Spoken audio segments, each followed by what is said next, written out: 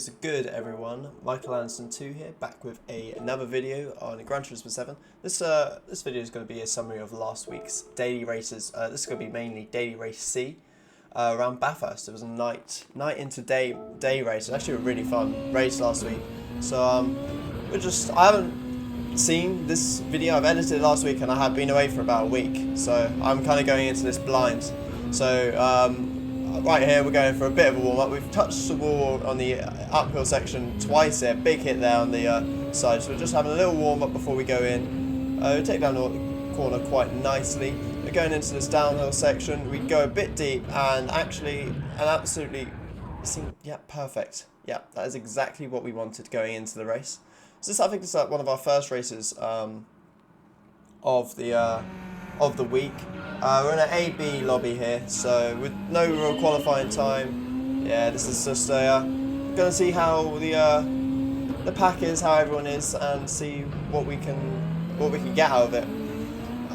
If you wanna hit the like button down below and subscribe, that'd be greatly appreciated. And I'll be live on Twitch after this video is out for this evening's Manufacturers Cup for the first season for this rotation for Gran Turismo 7. So if you want to, the link will be in the description down below if you want to go and check me out down there as well. I'll be live around 6:45. As you can see here on the first lap, we have made a massive mistake spinning it out at the first corner. That put us right to the back of the pack, and now we're just we spent the last lap and a bit just trying to catch back up to the pack, and we caught back up to Midnight Perp here.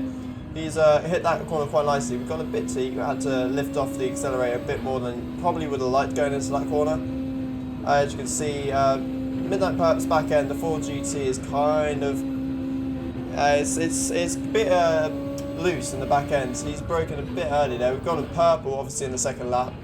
But this is one of my favorite. This was actually one of my favorite sections. I was able to catch up quite a lot to a load of the drivers in that section, that braking section. I had a lot of confidence. This track really rewards people with confidence, as Midnight Perp probably gets a bit too much confidence there and hits the inside wall, and unfortunately we can't react in time and give him a bump, which doesn't help us going onto this straight, as we could have had a chance to overtake him here, but we're in the slipstream, so we're still within a good amount here. We're going up to 2/10 just as we cross the sector line then, and going into this fast left chicane. We've gone to the right.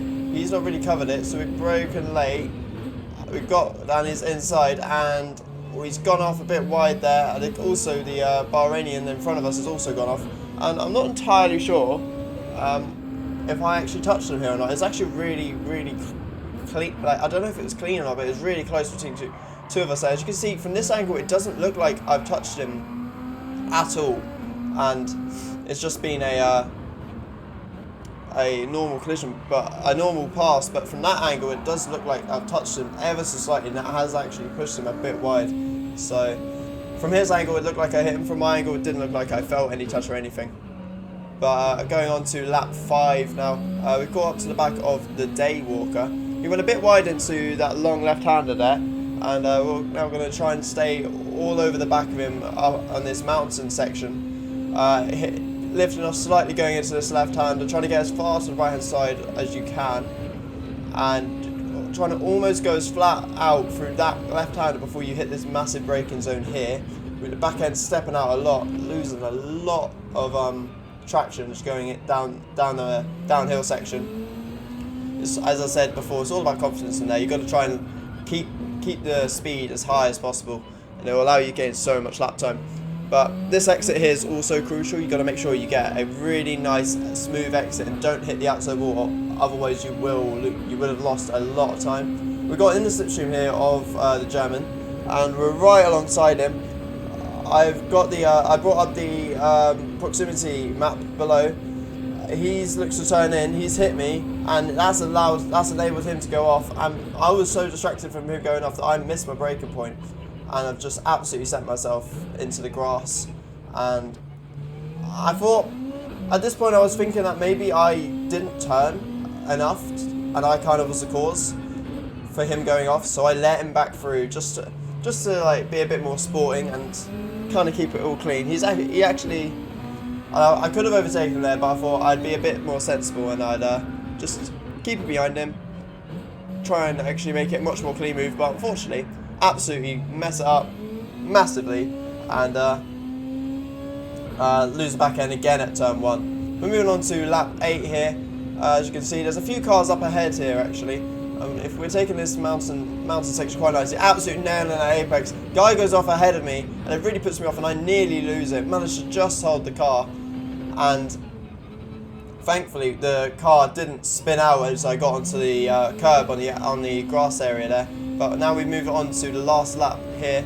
We're behind the German, who's now in 10th place. We got a bit deep on the marbles, the back end really losing traction there. It's not what you want, particularly as you're going into the mountain section. You want to be like, you don't want to be doing that. But now we're hitting that apex, getting as close to the left-hand side wall as we can. Bring it to the right and then flicking it in, hitting that apex, so being really close to the right. We're getting a lot more confidence now in this uphill section. Again, we're getting on the grass, almost losing the back end, having to really back off. I would have loved to have taken a lot more speed through there, but we managed to keep it together. The Daywalker here going a bit fast. There's a yellow flag up ahead. I think someone spun out, and actually the Daywalker has also spun out as well. And Bruno up ahead is the person who has spun out originally. We tapped the inside wall, which probably isn't good for our speed going down the straight, but we're about 5 tenths ahead of behind Bruno here, and we're closing fast. And normally, if you're about 5 tenths, you get a good chance of getting a late move into the chicane. So we're keeping in the slipstream here. Bruno probably thinks we're a bit too far back at this point, and he hasn't covered the inside line, so we go for a late move down the inside. He goes, I mean, it's actually really clean from both of us. The bit of contact on exit, but I was far enough ahead, it felt. And really, that was actually on the last lap. There was a very strong move, and I was afraid that he might try to dive bomb right at the end there, so I broke a bit late, and that allowed me to carry it through around the last corner and finish the first race in P9. It's actually, for a first race, considering how bad the start wasn't too bad. I was actually quite happy with how that race ended. Beating a fair few B drivers and making my way up from my starting position. So that's the main thing. The Beetle obviously being one of the strongest cars as well. So this is going to be a qualifying lap around Bathurst here. This is probably my first qualifying lap. That was good. You break in about 100 metres there, just after, about 80 metres, and then try to get a nice exit onto the straight. And then we're moving up to the mountain section here. Got a bit wide on exit. Probably could have gained a bit more time there. And then as we come to the end of the lap here, we've done a 2:04.0. And actually, it was an okay lap. For the first little 5-minute session I had, I was pretty happy with 2:05. But as you can see, the 2:04, sorry. And as you can see, it didn't actually, because it was so close to the end of the session, it didn't count it, and it's put me back down in P14. So we have got to start from probably a lower position than we would have wanted to. And Luke here actually couldn't get the best of starts. We're going to get right up his rear end here. We're going to move to the inside. And we break a lot later than Luke here. Get a move down the inside, and have moved up a place along with Abyss ahead of us. So that's a good start. Much better start than on the first race. We moved up to unlucky P13 here, and I think this lap is actually a pretty chaotic lap. From what I can remember, you break in at the tarmac on the left-hand side to try and get the car in, going down to either 4th or 3rd gear, whichever one you can carry the most speed with through that corner. And the Abyss, the British driver in front of us, he brakes a bit early in the Corvette, which actually kind of throws us off. It means we go a bit deep. And Luke behind us is looking to try and make a move around the outside as another British driver spun it round into that area, and Luke decides to try and, rather than go single file, tries to keep it around the outside. That actually ruins his race. He got sent into the barrier, and now we've just got to try and keep it together through this uphill section. Another yellow flag in front of us. 2 drivers have gone off ahead of us. We moved up to P10. Back end with cold tyres is all over the shop. We're going down the uphill section here. We've still got the German and the British driver in front of us, and they're going into the line corner before the long straight. Abyss actually gets punted a bit by the German in the WRX, and the WRX actually receives a 4-second penalty, which will serve next lap. But as you can see, we're in the slipstream here, about 5.5 tenths behind. He's actually got quite quick. The WRX is quite quick, so this is actually quite lucky for us. Lucky for him, sorry. We're not able to get into a position to overtake. But we actually close up a lot in the braking zone here. So we're in P9, onto last straight here before the final corner. We're in a decent position. Could maybe look for a move, but I think it would probably a bit too far back. It would be a bit silly to go for a move like that. But the WRX actually goes a bit deep, coming back onto the track. We luckily see it coming. We move to the left. He hits us into the wall, but thankfully we were far enough left that he didn't actually hit us and spin us out. And after the first lap, we've gone from P14 up to P8, already made up 6 positions. It's a very good opening lap. Moving on to later on in the lap, we hit the wall on the left hand side there. Not ideal, but thankfully don't hit any more walls in this uphill section. Actually, pretty much keep the foot in, and there's yellow flag, and Justinks and Vakus have hit each other there. So we might have a look and see what the hell happened there, why those two are out. But as you can see, we're on Justinks' POV here, and the WRX in front of him has actually hit the wall and actually gone a lot slower during this uphill section. And Justinks all over the back of him, and a slight tap on the inside wall there from the WRX. He comes across, and from this angle, it looks like he's instead of trying to turn the other way, he's just gone straight into the barrier. And unfortunately, Justin got a 2-second penalty here. As you can see, we're going to take Vakus' POV now as well. He's hit the wall, got a bit deep into that corner, and that's really going to slow him down for the rest of this mountain section. He has hit that apex, he's done that corner quite nicely. As you can see here, he turns in, and a slight tap has unsettled the car. And you can see he's turning right in the bottom of the screen there, but unfortunately the car just got to get absolutely, just doesn't want to turn right at all. And he actually kind of screws himself up a bit and takes himself and Jacek out. And as we can carry on a bit. No, we're not actually. I was going to say we carry on a bit, but we just there's no more. We're going on to lap 3 now. Another yellow flag up ahead. I think this is the Spanish driver. If you look up at the top left, he's lost a lot of time, and yeah, he spun it out in the long left-hander there. So we might have a look as well, see what happened to Maka here. He was in 3rd place. He was in a really good position in the Supra. So he's got a bit deep. Actually, it doesn't even go deep. He just hits the inside wall. Oh, and he just gets caught by the wall, and it actually spins him round. So he tries to reverse, get himself out, and yeah, touches himself again. And the problem with the barriers on Gran Turismo 7, if you touch a barrier, it will just like suck you in. It will just take you in, and like a black hole, and you can't get out of it. That was the end of the race. I didn't make up any more positions. Kind of held position there, was quite in a comfortable position of 5th.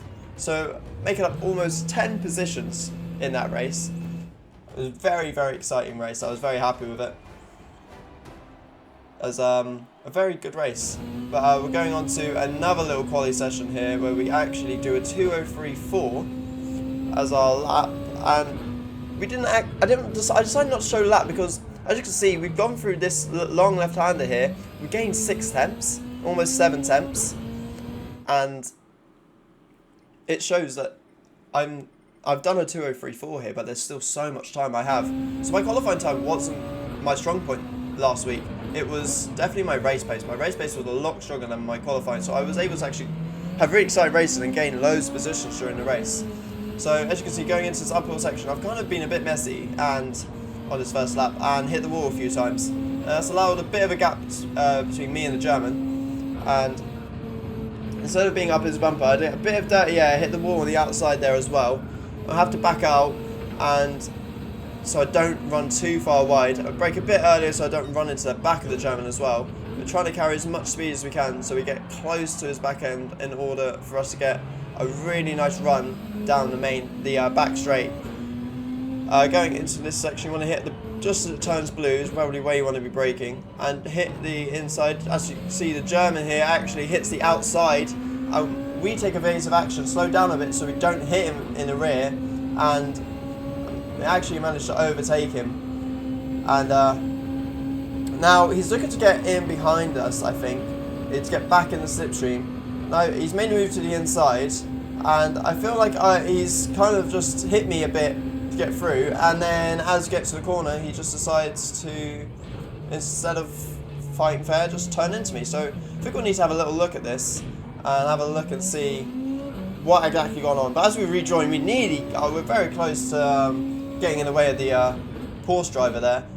Vekas and the Dutchman fighting side by side. It's tumble time, it's tumbling down the order, and the Porsche actually gets a 3-second penalty here. I tried to switch to the inside, and he then thinks I'm trying to take him out, which he gives as a brake check, which I mean is probably a bit fair in regards to, from his point of view. I kind of turned left when I probably didn't need to. I probably could have stayed where I was in hindsight. But the Aston behind us are getting in the slipstream. He's going to look to the inside, made a decent move. I've left him the gap.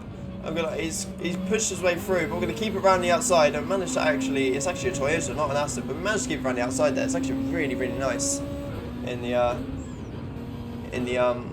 that move there through turn 2. It's actually quite happy with that, keeping it around the outside. But we're going to have a look now. We're going to go back to that incident with Jasik, the German, and see from his point of view what it looked like. So he's got back into the slipstream, tried to fake it to the outside, gone down to the inside. From his point of view, it looks like I've turned down on him, and actually he hasn't taken us out. He's got that tap. It's kind of unsettled the car a bit, and it actually has put him onto the grass and spun the car into me. So it wasn't intentional at all.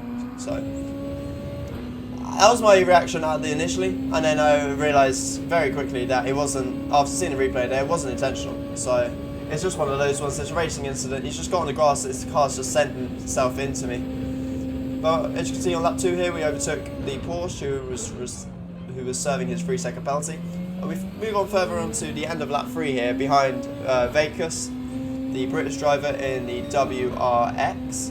We've done a 2:03.2 there, which is 100% quicker than our qualifying time, and this lap is actually going to be one of the quickest laps that I did in the session, whole racing last week. In behind Vekas here, we're in the slipstream, so that's allowed us to do a 19 flat in the first sector, braking that tarmac on the left hand side here, and putting it down into third gear, about keeping it around 80 miles per hour to try and keep the car at the minimum speed as high as possible, keeping it quite close to Vekas here.